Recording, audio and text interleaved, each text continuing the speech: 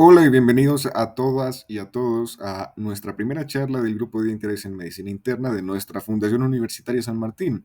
Es un placer compartir con ustedes esta charla denominada Falla Cardíaca con Fiebre Reducida, algo más que cuatro fantásticos, que ya se dio, por cierto, en la Fundación Hospital San Pedro, en la Universidad San Martín. Está dada por mi compañera Jennifer Nicole y mi persona Joel Salas. Nuestro asesor fue el doctor internista José Leonel Zambrano Urbano, quien actualmente se encuentra realizando una maestría para educación para profesionales de la salud en la Universidad Javeriana y la Universidad del Rosario. Los objetivos de la presente exposición son tres. El primero consiste en que usted reconozca los criterios diagnósticos para falla cardíaca y que conozca a su vez cuáles son los mecanismos fisiopatológicos detrás de la producción de cada uno. Después se hablará sobre determinar las terapias y los estudios que han demostrado disminuir la mortalidad. Al conocer usted esto, va a pasar al siguiente objetivo, que es aplicar el tratamiento médico óptimo. Entonces tendremos 8 contenidos y transversalmente a ellos un caso clínico. Benito, un conductor tumaqueño de 70 años, asiste al servicio de urgencias por motivo de consulta, me ahogo mucho. Cuadro de 6 meses de evolución, consistente en disnea de pequeños esfuerzos y episodios de tos mientras duerme. Como antecedentes personales, le han diagnosticado hipertensión arterial, diabetes mellitus tipo 2 y dislipidemia hace 5 años. En el último año le diagnosticaron insuficiencia cardíaca con FEBI del 25%. Actualmente es tratado con lisinopril, con insulina glargina y con simvastatina. Como antecedentes familiares refiere que su padre murió a los 30 años por infarto agudo de miocardio. En el examen físico se encuentra taquicárdico con hipertensión arterial grado 1 según la clasificación de la AJA, taquipneico y también saturando al 89%. Se encuentra ingurgitación yugular, crepitaciones bilaterales en bases y fobia grado 2. Como manejo inicial, se le administró furosemida endovenosa 20 miligramos cada 8 horas para descongestionar y estabilizar. Se sospechó de insuficiencia cardíaca Stevenson B ya resuelta, por lo que se inicia medicamentos con el fin de disminuir la mortalidad. Los invitamos a responder la siguiente pregunta en el QR que se encuentra en pantalla. ¿Cuál de los fármacos tiene más probabilidades de disminuir la mortalidad del paciente? Muy bien. Para empezar entonces la revisión de tema, hay que preguntarnos qué porcentaje de pacientes tiene un manejo óptimo en falla cardíaca. Resulta entonces que la mitad aproximadamente de ellos tiene un manejo óptimo. Y esto es súper importante porque intervenir de forma adecuada disminuye la hospitalización y a su vez la mortalidad. La insuficiencia cardíaca es un síndrome clínico que se caracteriza tanto por síntomas típicos como por signos. Estos son causados por anomalías cardíacas que pueden ser tanto estructurales como funcionales. Puede deberse a dos situaciones, una por llenado insuficiente, como es el caso de la falla cardíaca con fracción de eyección preservada, o también por eyección insuficiente, como es el caso de la falla cardíaca con fracción de eyección reducida, que es el caso que vamos a tratar en esta charla. Para clasificar a la falla cardíaca existen muchas formas. La podemos clasificar según su historia natural de la enfermedad, según la AJA, según la clase funcional de la NIJA, según el mecanismo alterado por la FEBI, según Stevenson, para ver cuáles son las manifestaciones clínicas de congestión o hipoperfusión, etcétera, etcétera. Sin embargo, en la siguiente diapositiva hemos tratado de unificar estas 4 clasificaciones. Como podemos ver aquí, la AJA nos propone una historia natural de la enfermedad que va desde el estadio A, donde existe un elevado riesgo de desarrollar insuficiencia cardíaca, para pasar a un estadio B, donde ya hay una alteración estructural pero asintomática de la misma patología, y por último al estadio C y D, donde nosotros ya tenemos un diagnóstico de insuficiencia cardíaca establecida por péptidos natriuréticos, por clínica, por ecocardiografía. Sin embargo, aquí, desde el estadio C en adelante, podemos ver los principales estadios de la NIJA, pasando desde una disnea de grandes esfuerzos hasta una disnea de medianos o inclusive bajos esfuerzos. También podemos encontrar a la clasificación de Stevenson, donde encontramos a los pacientes fríos, secos, húmedos o mojados. Pero lo que nos interesa en este momento es la FEBI. La FEBI reducida, es decir, aquella que tiene menos de 40%, es aquella que se ubica entre una AJA C y una AJA D. Es por eso que la Sociedad Europea de Cardiología nos dice que para definir la falla cardíaca con FEBI reducida necesitamos clínica con la FEBI reducida. Entonces, la FEBI disminuida no es nada más que el porcentaje de la fracción de eyección ventricular izquierda menor al 40%. Lo normal es que esté entre 60 y 70%. Y es que la FEBI es el porcentaje de sangre que el ventrículo izquierdo expulsa en cada latido. Para ello hay que recordar algunos conceptos muy clásicos, como es el concepto del gasto cardíaco, es decir, la cantidad de sangre que sale del corazón en un minuto, el cual depende del volumen sistólico y de la frecuencia cardíaca, que a su vez dependen de estos otros parámetros. Pero el volumen sistólico se compone del volumen telisistólico, es decir, al final de la sístole, y el volumen telediastólico, es decir, al final de la diástole.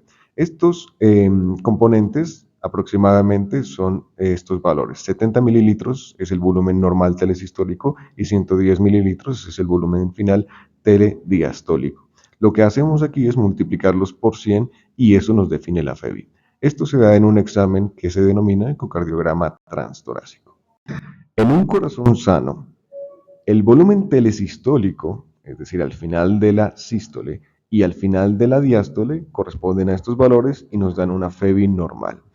Pero cuando el corazón empieza a sufrir de la patología de insuficiencia cardíaca, puede tener diferentes tipos de remodelación ventricular que nos pueden llevar a expresar diferentes FEBIs, como la FEBI preservada mayor al 50%, la FEBI moderadamente reducida o la FEBI reducida de por sí. La FEBI preservada corresponde a un corazón que ha remodelado su pared miocárdica de forma concéntrica, impidiendo que en la parte de la diástole exista un llenado completo, por ende disminuyendo su volumen telediastólico. En cambio, en la FEBI moderadamente reducida y en la reducida vamos a tener un remodelado excéntrico, que lo que va a hacer es afectar la función sistólica del corazón. El corazón no va a empezar o no va a poder contraerse de la mejor manera, lo que va a empezar a reducir su volumen telesistólico, eso generando la FEBI moderadamente reducida y la FEBI reducida. Cuando nosotros disminuimos nuestro gasto cardíaco a razón de la etiología de la insuficiencia cardíaca, disminuimos la presión sanguínea. Esto es sensado a nivel del sistema nervioso central, a nivel de los vasoreceptores carotídeos o aórticos o a nivel de las células yuxtaglomerulares de la mácula renal, lo que se traduce en un aumento de la hormona antidiurética, aumento del sistema nervioso simpático, aumento de la aldosterona y aumento de la angiotensina. Estos tres ejes que estarán aumentándose van a influir directamente en la vasoconstricción, en la retención de sodio y por ende en la retención de agua para aumentar la precarga y por ende mejorar el gasto cardíaco. Este gasto cardíaco, cuando sufre una congestión por retención de líquidos, va a empezar a resolver esa cuestión a través de los péptidos natriuréticos, los cuales, a razón del aumento de la precarga, van a regular estos procesos de retención de sodio y de vasoconstricción en sí. Pero ¿cuál es el problema? Resulta que a raíz de ese gasto cardíaco disminuido, si esos sistemas compensatorios se cronifican, van a llevar a un remodelado ventricular. Y ese remodelado ventricular puede tener dos etiologías. Tanto si la etiología se da por una sobrecarga de presión generada por esos mecanismos compensatorios disregulados de forma crónica, o si se da por volumen. En este caso nos interesa el volumen. Cuando nosotros tenemos mucho volumen que le llega, sobre todo en la parte diastólica, a esa pared ventricular, los cardiomiocitos de esa pared ventricular van a empezar a disponer sus sarcómeros de forma longitudinal, elongando este cardiomiocito normal y volviéndolo de esta forma. Esto generará la hipertrofia de forma excéntrica. Todo lo contrario sucede si nosotros tenemos una etiología de sobrecarga de presión, en donde el estrés en la parte sistólica de esa pared de los cardiomiocitos va a disponer a los sarcómeros de forma superpuesta unos entre otros, generando una hipertrofia concéntrica. Esto a su vez se complementa porque todos los cardiomiocitos que están aquí van a empezar a ser reemplazados por colágeno y aquí por miofibroblastos. Este es el típico paciente con los factores de riesgo para desarrollar insuficiencia cardíaca con fracción de eyección reducida. Encontramos el sedentarismo, también el tabaquismo, la obesidad, el consumo excesivo de alcohol, la influencia, microbios como el Trypanosoma cruzi, fármacos cardiotóxicos, también radiación torácica, dislipidemia y diabetes mellitus. Sin embargo, el factor de riesgo más importante es la enfermedad coronaria, representando cerca de un 50 a un 60% de desarrollar también insuficiencia cardíaca con fracción de eyección reducida. A nivel mundial se han realizado últimamente diferentes estudios identificando las características y también el pronóstico de la insuficiencia cardíaca con FEBI reducida, moderadamente reducida y preservada. En este caso, en la fracción de eyección reducida tenemos diferentes características importantes, como lo es la enfermedad isquémica cardíaca, también la diabetes, los niveles de péptido natriurético elevados y a nivel de las válvulas cardíacas, la regurgitación mitral. Y a nivel del pronóstico, encontramos que tiene mayor riesgo cardiovascular la falla cardíaca con fracción de eyección reducida, a diferencia de la moderadamente reducida y preservada. En el año 2022, la Universidad de Oxford y también la Sociedad Europea de Cardiología han arrojado diferentes cifras en cuanto a la insuficiencia cardíaca. Podemos evidenciar que en la prevalencia se ha ido estabilizando en la falla cardíaca con fracción de eyección reducida, en la incidencia ha ido disminuyendo y en la mortalidad con respecto a las muertes cardiovasculares también ha ido disminuyendo. A nivel de los costos, se han encontrado cifras de 25.500 euros por año, sin embargo, estos también pueden ir incrementando por diferentes cambios demográficos, como lo es la edad de mayor de 65 años. También tenemos que tener en cuenta que estos datos son a nivel de Europa, por lo cual pueden cambiar notablemente a nivel de América Latina y Colombia. A nivel nacional, en el año 2016 se realizó un estudio de insuficiencia cardíaca, en lo cual arrojó datos de la prevalencia de 2.3%, también de las diferentes etiologías en la que predominó la enfermedad isquémica cardíaca con un 38.7%, seguido de enfermedades como idiopáticas y valvulares, entre otras. La tasa de mortalidad ha ido incrementando. En el año 2012 podemos evidenciar una tasa de mortalidad de 5.54 por 100.000 habitantes y en ciudades como Caquetá, también norte de Santander, entre otras, han evidenciado tasas de mortalidad más altas. En este caso, las manifestaciones clínicas de la insuficiencia cardíaca las podemos ver aquí. Síntomas y signos. Encontramos síntomas típicos, menos típicos e inclusive otros. Y en los signos tenemos a los más específicos o los menos específicos y otros. Pero ¿cuáles son los que tenía Benito? Benito tenía disnea, Benito tenía edema, también Benito tenía tos nocturna y crepitantes pulmonares. Esta es la clínica de la insuficiencia cardíaca. Predominantemente los síntomas típicos de congestión, al igual que los más específicos signos. Pero hay que hacernos una pregunta. Le invito a que pause el video y responda cuál es el gold estándar para diagnosticar falla cardíaca. Muy bien, los criterios de Framingham agrupan toda esa clínica que tiene Benito y los contempla en criterios mayores y en criterios menores. Benito tenía 2 criterios mayores y 2 criterios menores. ¿Con qué diagnosticamos? Diagnosticamos precisamente con 2 criterios mayores o un criterio mayor y 2 menores.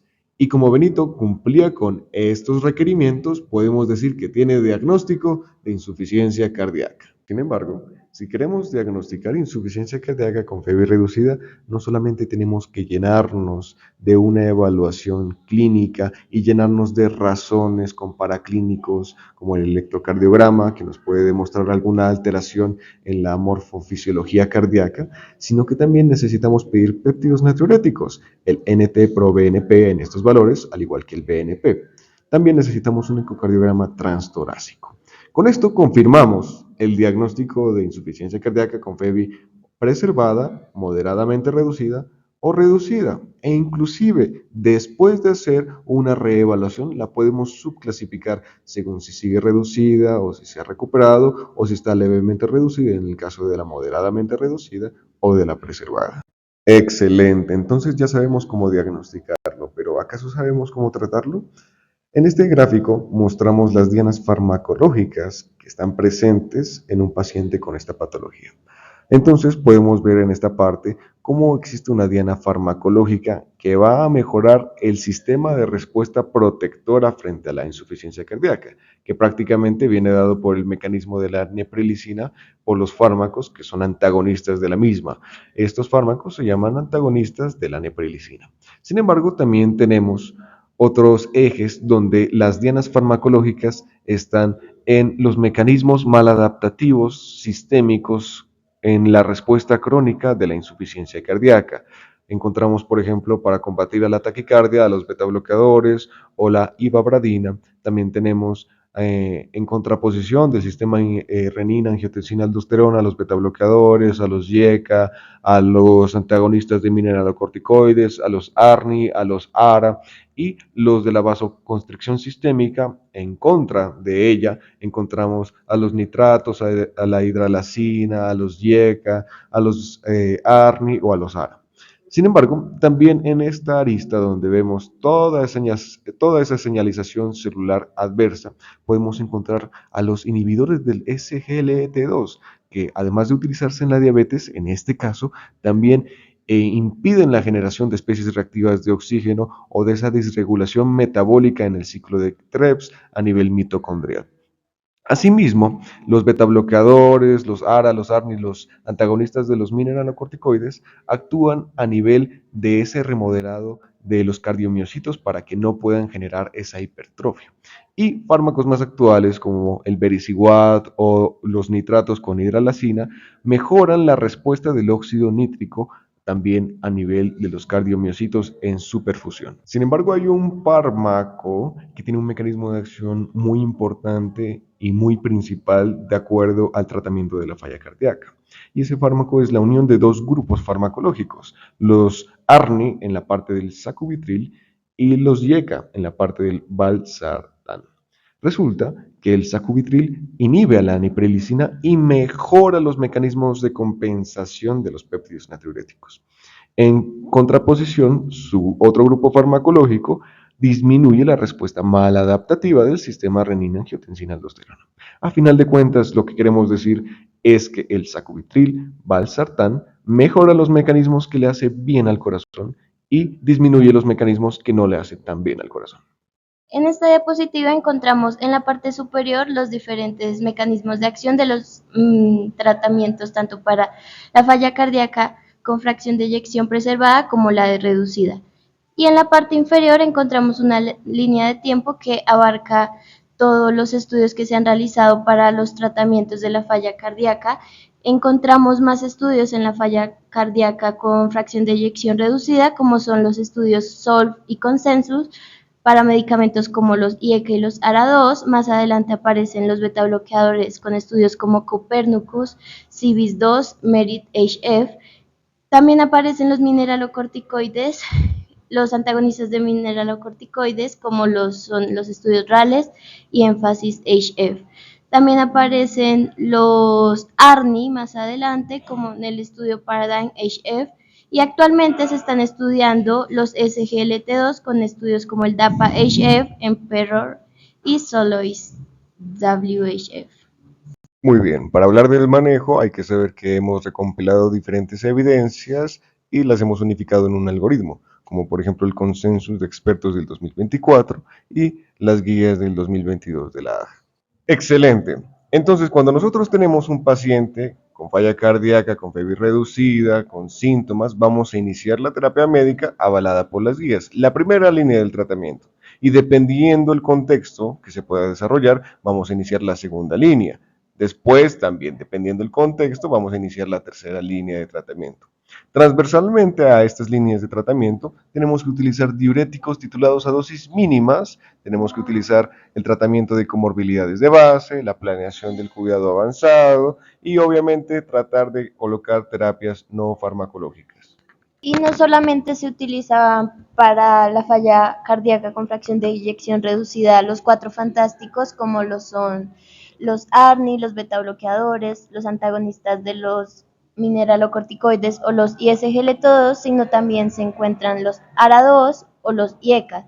Esto teniendo en cuenta que se individualiza cada escenario clínico y dependiendo lo que tenga el paciente. Por ejemplo, si tiene una frecuencia cardíaca mayor de 70 más un ritmo sinusal, se recomienda darle ivabradina, o en caso de que tenga una hospitalización reciente, se recomienda dar vericiguat, o en caso de que sea un paciente de raza negra con NIHA 3, 4 o que no tolera tampoco los ARNI y ECA o ARA2, se recomienda darle nitratos más hidralacina, o en caso de que tenga un control subóptimo de insuficiencia cardíaca en fibrilación auricular o con síntomas persistentes con la terapia médica avalada por las guías, se recomienda dar digoxina, o en caso de que tenga hipercalemia, patiromer. Aquí podemos observar que cada medicamento tiene su respectivo estudio.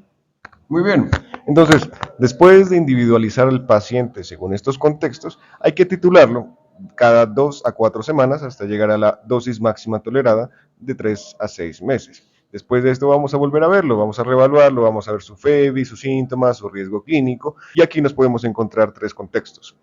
El primero es donde el paciente pues está bien, tiene bajo riesgo, una NIHA 1, no está tan sintomático, tiene una FEBI mayor al 35 y aquí lo que vamos a hacer es continuar el manejo actual y reevaluarlo periódicamente. Pero también podemos encontrar a un paciente que tiene una FEBI menor del 35, con un grado de sintomatología NIHA del 1 al 4, y aquí ya lo podemos referir para que sea un candidato a un cardiodesfibrilador implantable o a una terapia de resincronización cardíaca. También podemos encontrar el caso en el que un paciente sea un paciente sintomático, NIHA 3 o 4, con insuficiencia cardíaca avanzada, con marcadores de alto riesgo. Aquí lo podemos remitir para terapias en esta patología avanzada, como el soporte, la asistencia ventricular mecánica o inclusive el trasplante. Sobre todo referir a cuidado paliativo. Entonces hay que preguntarnos qué fármacos de primera línea elegir. Están los que disminuyen la mortalidad y están los que controlan los síntomas. Estos últimos son los diuréticos. Está la toracemida, la furosemida, la bumetanida y cada uno pues tiene su respectivo estudio. Sin embargo, aquí las investigaciones los han asociado a una tasa de muerte súbita por trastornos electrolíticos dependientes del magnesio. Entonces hay que tenerle mucho cuidado a ellos.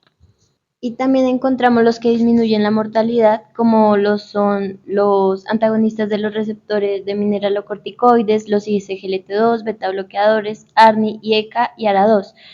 En diferentes estudios se ha demostrado la mortalidad, el porcentaje que disminuye la mortalidad. Por ejemplo, en los beta bloqueadores, con el estudio CIVI se ha demostrado que reduce la mortalidad en un 34%, seguido también de estudios como el RALES en un 30%, que demuestra que los antagonistas de los receptores de mineralocorticoide disminuyen la mortalidad.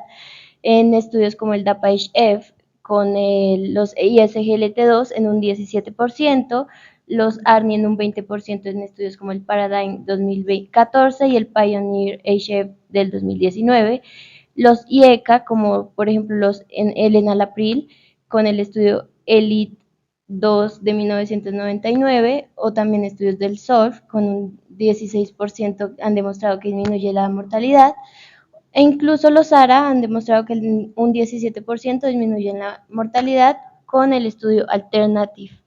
Aquí también encontramos el sacubitril valsartán con estudios de Paradigm HF y Pioneer HF. Tenemos que tener en cuenta que si tenemos un tratamiento óptimo, incluso puede bajar la mortalidad hasta un 70%. En esta diapositiva vemos las dosis de los fármacos de la primera línea. Vemos los grupos farmacológicos aquí, la dosis inicial, pero la que nos interesa es la dosis máxima, porque con ella vamos a basar nuestro tratamiento óptimo. Si nosotros administramos hasta la dosis máxima tolerable, vamos a reducir la mortalidad hasta en un 70% según la AJA. Lo mismo vemos en esta otra diapositiva, donde vemos la dosis de los fármacos de segunda línea. La que nos interesa es la dosis máxima. Hay un estudio que nos llamó la atención y es el estudio Victoria, que trata sobre el Vericiguat. Tuvo una población de 5.050 personas y evaluó el factor protector, las muertes por causas cardíacas, las hospitalizaciones y la muerte por cualquier causa sobre este medicamento. Resulta que el hazard radio aquí en las gráficas nos muestra que el Vericiguat actúa como un factor protector. Las muertes por causas cardíacas se disminuyeron, las hospitalizaciones también, así como la muerte por cualquier causa. En esta diapositiva vemos otros estudios que ya se están haciendo o que ya se han terminado dependiendo del momento donde tú veas este video, como el vericiguat, la carboximaltosa férrica 4, la digitoxina o la digoxina. Hay uno que nos llamó bastante la atención y es este, el HeartFit, el cual evalúa la carboximaltosa férrica. Vamos a hablar de él en este momento. Resulta que la insuficiencia cardíaca genera déficit de hierro y la falta de hierro aumenta la mortalidad. Porque normalmente cuando nosotros tenemos nuestro hierro dietario, este es convertido desde su estado férrico a su estado ferroso gracias a la vitamina C y puede atravesar hacia el torrente sanguíneo gracias a este canal que es denominado ferroportina. Resulta que en la falla cardíaca no solamente hay hemodilución y edema por la congestión de líquidos, sino también hay la creación de la hepcidina, que está siendo activada por las especies reactivas de oxígeno que genera esa misma inflamación cardíaca. Esa hepcidina es capaz de cerrar o inhibir a estos canales de ferroportina para que el hierro no atraviese hacia el torrente sanguíneo. Si a esto le combinamos la poca ingesta de este oligoelemento, entonces vamos a tener una situación que nos predispone a que tengamos un déficit eritrocitario y por ende aumentemos nuestra mortalidad. Lo anterior es precisamente lo que estudió este estudio, el HeartFit, el cual utilizó 3.065 personas para demostrar que la carboximaltosa férrica es mejor que el placebo, demostrando que hay una disminución de la muerte en menos de 12 meses, que la hospitalización por falla cardíaca fue menor, que aumentó la distancia caminada en 6 minutos y que utilizando esta carboximaltosa férrica disminuía la muerte cardiovascular o la primera hospitalización por falla cardíaca. Pero no nos olvidemos de Benito. A él se le inició un tratamiento avalado por las guías, que es con sacubitril/valsartán, metoprolol succinato, espironolactona, dapaglifosina y furosemida, todos estos medicamentos con dosis mínimas. Sin embargo, Benito volvió a las 2 semanas para ser reevaluado tanto su FEBI, los síntomas y riesgo clínico. Se le encontró a Benito sintomático, ya que se encontró un NIHA 3 y una FEBI del 40% que es recuperada.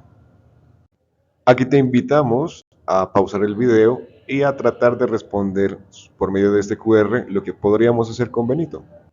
Ahora sí, ¿cuál fue el manejo que se le dio a Benito de manera individualizada? El sacubitril/valsartán, el metoprolol succinato, espironolactona, dapaglifosina y se continuó con el manejo de diuréticos, también acompañado de nitratos más hidralazina, teniendo en cuenta que Benito es un paciente de raza negra. También es importante tener en cuenta que se llegó con Benito hasta la dosis máxima tolerada para disminuir sus síntomas.